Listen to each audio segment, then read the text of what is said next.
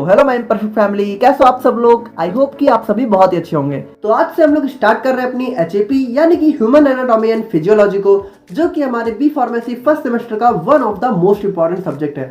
तो वीडियो में आगे बढ़ने से पहले हम लोग यहाँ पर एचएपी का एक बेसिक इंट्रोडक्शन देख लेते हैं कि एचएपी आखिर है क्या और इसमें हम लोग को पढ़ना क्या क्या है। तो यार इंटर में आप लोगों ने बायोलॉजी तो पढ़ी है। अब यहाँ पे कुछ जो हमारे मैथ साइड के स्टूडेंट हैं, ठीक है, उनको यहाँ पे साइड कर दे तो उनको भी बिल्कुल टेंशन लेने की जरूरत नहीं है। बाकी जिन लोगों ने बायोलॉजी यहाँ पे पढ़ी है तो बस उसी का यहाँ पे बेसिक और थोड़ा सा एडवांस वर्जन आप लोग को एचएपी में देखने को मिलेगा।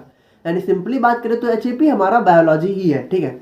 तो आप लोग कॉपी और पेन लेके बैठ जाइए और हम लोग अपना आज का मेन लेक्चर स्टार्ट करते हैं। तो बात करें यहाँ पे अगर हम लोग डेफिनेशन ऑफ एचएपी की, तो यार हमारे जो भी बॉडी पार्ट्स होते हैं, ठीक है, उनका यहाँ पे जो भी स्ट्रक्चर होता है और जो भी फंक्शन होता है, ठीक है, लाइक उनका यहाँ पे क्या शेप है, क्या साइज है और यहाँ पे वो कौन सा काम करते हैं, किस तरीके से करते हैं, तो उन सारी चीज़ों की जो स्टडी होती है उसी को हम लोग यहाँ पे एचएपी के अंदर देखते हैं। अब यार जैसा कि आप लोग जानते हो कि एचएपी का यहाँ पे फुल फॉर्म ही होता है ह्यूमन एनाटॉमी एंड फिजियोलॉजी। तो यहाँ पे जो हमारा एनाटॉमी होता है इसका सिंपली मतलब होता है स्ट्रक्चर और फिजियोलॉजी का मतलब होता है फंक्शन, ठीक है। और इसी तरीके से जो हमारी एचएपी है उसकी स्टडी हम लोग यहाँ पे दो पार्ट्स में करते हैं, जिसमें पहला होता है हमारा एनाटॉमिकल पार्ट, दूसरा होता है हमारा फिजियोलॉजिकल पार्ट।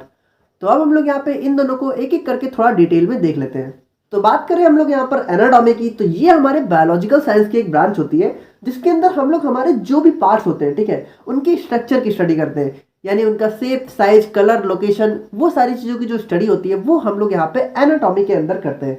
अब हम लोग यहाँ पर सिंपली इसको एक एग्जांपल से समझने की कोशिश करें तो यहाँ पे आप लोग किडनी का स्ट्रक्चर देख रहे हो, ठीक है। तो ये जो किडनी का स्ट्रक्चर है तो इसके अंदर हमारे जो भी पार्ट्स हैं, लाइक हमारा renal column, medullary pyramid, calyx, renal vein, ureter, renal capsule, तो यार इन सबका यहाँ पे क्या शेप है, क्या साइज है, कहाँ लोकेशन है, ठीक है, और क्या इनका कलर है, तो उन सारी चीज़ों की जो स्टडी होती है वो हम लोग यहाँ पे एनाटॉमी के अंदर करते हैं।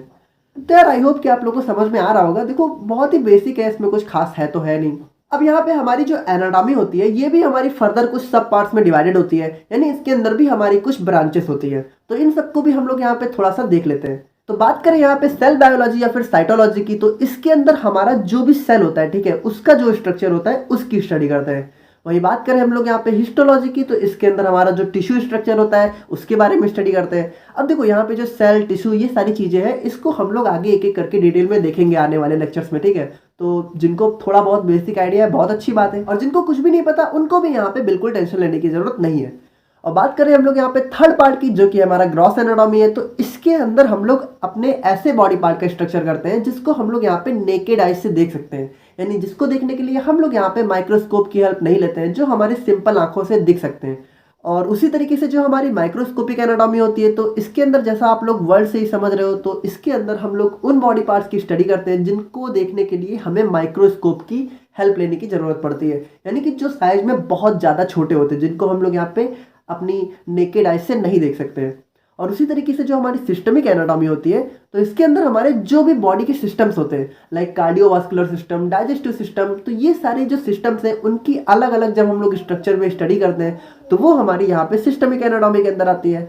और जो हमारी रेडियोग्राफिक एनाटॉमी होती है, इसके अंदर हम लोग ऐसे स्ट्रक्चर की स्टडी करते हैं जिनको हम लोग यहाँ पे एक्सरे की हेल्प से आइडेंटिफाई करते हैं। यानी जिसको देखने के लिए हमें यहाँ पे एक्सरे की जरूरत पड़ती है, तो जो ऐसे स्ट्रक्चर की स्टडी होती है वो हमारी रेडियोग्राफिक एनाटॉमी के अंदर आती है। और बात करें हम लोग यहाँ पे पैथोलॉजिकल एनाटॉमी की, तो जो भी हमारी बॉडी के अंदर हमें बीमारियां हो जाती हैं, यानी डिजीज हो जाती हैं, तो उसकी वजह से जो हमारी बॉडी में स्ट्रक्चरल चेंजेस आते हैं, ठीक है, उसको हम लोग यहाँ पे पैथोलॉजिकल एनाटॉमी के अंदर स्टडी करते हैं। तो यहाँ पर एनाटॉमी को तो हम लोगों ने देख लिया। अब हम लोग बात करते हैं अपनी फिजियोलॉजी के बारे में। तो यार यहाँ पे एनाटॉमी के अंदर क्या होता था कि जो हमारी बॉडी पार्ट्स हैं उनका यहाँ पे स्ट्रक्चर क्या है उसकी स्टडी करते थे। और फिजियोलॉजी में हम लोग क्या करेंगे कि जो हमारा बॉडी पार्ट्स है उसका फंक्शन क्या है उसके बारे में स्टडी करेंगे। अब देखो आप लोग इसको बहुत ही सिंपल अगर तरीके से समझो, तो आप लोग जिस मोबाइल में मेरा वीडियो देख रहे हो तो उस मोबाइल का यहाँ पे स्ट्रक्चर क्या है। यानी कि आप लोग जानते हो कि मोबाइल हमारी रेक्टेंगुलर होती है, तो यहाँ पे जो रेक्टेंगुलर है वो उसकी यहाँ पे एनाटॉमिकल प्रॉपर्टी है। यानी कि मोबाइल की एनाटॉमी हमारी क्या है कि वो रेक्टेंगुलर है। और यहाँ पे मोबाइल में आप लोग जो हमारी वीडियो देखने का काम कर रहे हो वो क्या है, मोबाइल का फंक्शन है, ठीक है। तो वो हमारा क्या हो गया, फिजियोलॉजी ऑफ मोबाइल। तो उसी तरीके से जब हम लोग बॉडी पार्ट्स के स्ट्रक्चर की स्टडी करते हैं तो हमारी एनाटॉमी, और जो उनके फंक्शन की स्टडी है वो हमारी फिजियोलॉजी। तो जैसा कि हम लोगों ने यहाँ किडनी का स्ट्रक्चर देखा था, तो उसी तरीके से अब हमारी किडनी जो है वो काम क्या करती है, ठीक है। यानी कि आप लोग को पता है कि एसिड बेस के बैलेंस को रेगुलेट करना, ब्लड को प्योरीफाई करना, वेस्ट प्रोडक्ट को रिमूव करना, तो ये हमारी जो किडनी का फंक्शन है, वर्क है, उन सारी चीज़ों को हम लोग यहाँ पे फिजियोलॉजी के अंदर स्टडी करते हैं।